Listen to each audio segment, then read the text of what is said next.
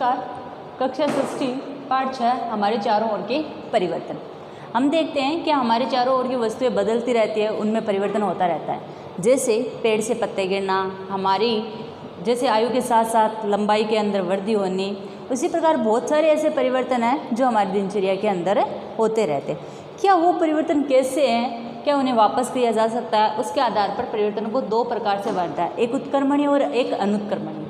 उत्क्रमणीय परिवर्तन हम उन्हें कहेंगे जिसे किसी वस्तु को हमने बदल दिया और बदलने के वापस जो पूर्ण जो उसकी स्थिति थी हमने उसको उसी आकार का वापस बना दिया, तो उसे उत्क्रमणीय कहते हैं। ये एक प्रकार का भौतिक परिवर्तन होता है। भौतिक परिवर्तन के अंतर्गत कोई भी वस्तु होती है जिसका हमने एक बार के लिए तो बाहर से संरचना चेंज कर दी, लेकिन वापस उसकी संरचना को हम बदल सकते हैं या वापस वैसा ही बना सकते हैं जैसी वो थी। फिर है अनुत्क्रमणीय परिवर्तन। अनुत्क्रमणीय के अंदर है कि कोई चीज़ एक बार हमने बना दी तो फिर वो वैसी की वैसी ही रहती है, तो उसे हम अनुत्क्रमणीय परिवर्तन कहते हैं। अब हम उत्क्रमणीय परिवर्तन समझने के लिए कुछ एक उदाहरण लेते हैं। जैसे हमारे पास एक गुब्बारा है और गुब्बारे के अंदर हम हवा भरते हैं।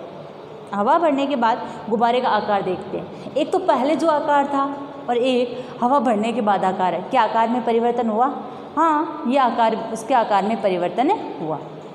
उसी प्रकार हम एक कागज़ लेते हैं।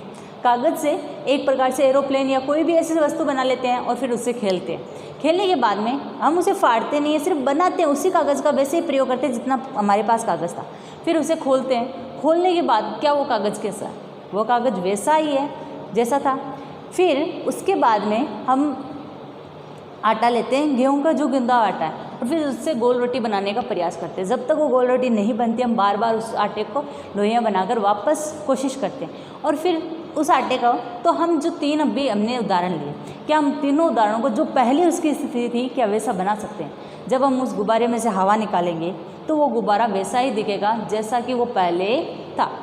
दूसरे के अंदर जो हवाई जहाज़ या एरोप्लेन हमने बनाई है, उस एरोप्लेन को जब हम खोलेंगे तो वो वैसा ही कागज़ दिखाई देगा जैसा कि वो पहले था, यानी उतना ही कागज़ रहेगा, उसमें कोई कमी या बढ़ोतरी नहीं होगी। और तीसरा जो हमने आटा लिया, उस आटे की गोल रोटी बनाई, उस रोटी से हम वापस तो लोया बना सकते हैं, यानी वापस वो आटे के अंदर इंक्लूड कर सकते हैं।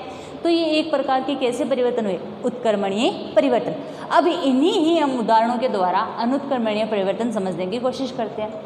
अनुत्क्रमणीय, अब जो हमने गुब्बारे के अंदर हवा भरी, उस हवा को क्या करेंगे, एक नुकीली सुई के माध्यम से उस गुब्बारे में से वो हवा बाहर निकाल देंगे। दूसरे के अंदर जो हमने एरोप्लेन बनाई थी, अब एरोप्लेन बनाने के बजाय हम उस कागज़ पे ड्रॉ करेंगे, यानी पेंटिंग के रूप में बनाएंगे और फिर कैंची की सहायता से उसे कट कर लेंगे। फिर तीसरे के अंदर जो हमने आटे से रोटी बनाई थी, अब हम उस रोटी को सेकते हैं। सेकने का मतलब तवा के ऊपर।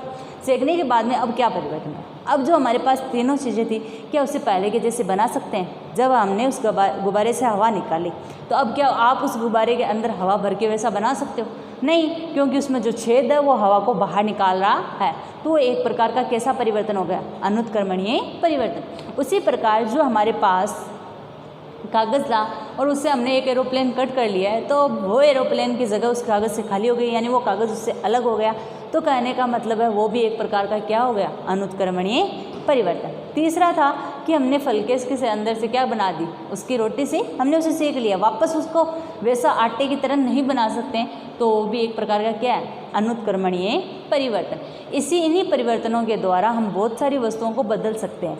जिस प्रकार हम कुछ एक उदाहरण देखते हैं कि जैसे जो धातुओं की बनी हुई वस्तुएं होती है, उनके अंदर लकड़ी के जो औजार होते हैं, उनके अंदर डंडे लकड़ी के होते हैं, और जो औजार होते हैं वो खुद धातु के बने हुए होते हैं। और जो औजार होते हैं उनके जो छेद होते हैं वो लकड़ी के डंडे से छोटे होते हैं, यानी लकड़ी का डंडा बड़ा होता है। तो उसमें फिट कैसा होता है? वो फिट करने के लिए हम धातुओं को गर्म करते हैं। जब तक धातुओं को गर्म करते हैं तब वो धातुएं पिघल कर थोड़ी बड़ी होने की कोशिश करती हैं, यानी उनका साइज़ बड़ा हो सकता है। जब बड़ा हो तो उस लकड़ी के डंडे को डाल देते हैं और फिर उसे छोड़ देते हैं ठंडे होने के लिए। जैसे जैसे वो धातु या लोहा है ठंडा होगा तो अपने आकार में क्या कर लेगा? कमी करेगा, जिससे वो आकार उसका छोटा होता जाएगा और लकड़ी का डंडा उसमें एकदम फिट हो जाएगा, जिसकी वजह से वो लकड़ी बाहर जल्दी से उससे नहीं निकल पाती है। इसी प्रकार जो रथ और के पहिए होते हैं, उन रथों के पहियों के बाहर में एक रिम होती है, यानी एक लोहे की बनी हुई चद्दर होती है। वो चद्दर भी इसी प्रकार वो बनाते हैं। क्या है कि वो पहिए तो बड़े होते हैं लेकिन वो चद्दर छोटी होती है। इसके लिए क्या करते हैं कि उस जो रिम है उसे क्या करते हैं? पिघलाते हैं, गर्म करते हैं और पिघलाने पर गर्म करके और उस चादर के बाहर लेते हैं। इसी प्रकार हमारे दैनिक जीवन में बहुत सारे ऐसे परिवर्तन होते हैं जो उत्क्रमणीय और अनुत्क्रमणीय है। आप उनके बारे में पता लगाइए। और एक प्रकार से मोमबत्ती, क्या मोमबत्ती का जलना उत्क्रमणीय या अनुत्क्रमणीय, उसको समझने के लिए यदि मोमबत्ती के मुंह में से बाहर ही बिखर रही है तो अनुत्क्रमणीय है, लेकिन यदि उसे वापस हम किसी बर्तन के अंदर वापस इकट्ठा करके वापस उसे मोमबत्ती बना देंगे तो वह एक प्रकार का उत्क्रमणीय परिवर्तन होगा। तो हमने इस पाठ में हमारे चारों ओर के होने वाले परिवर्तनों के बारे में पढ़ा।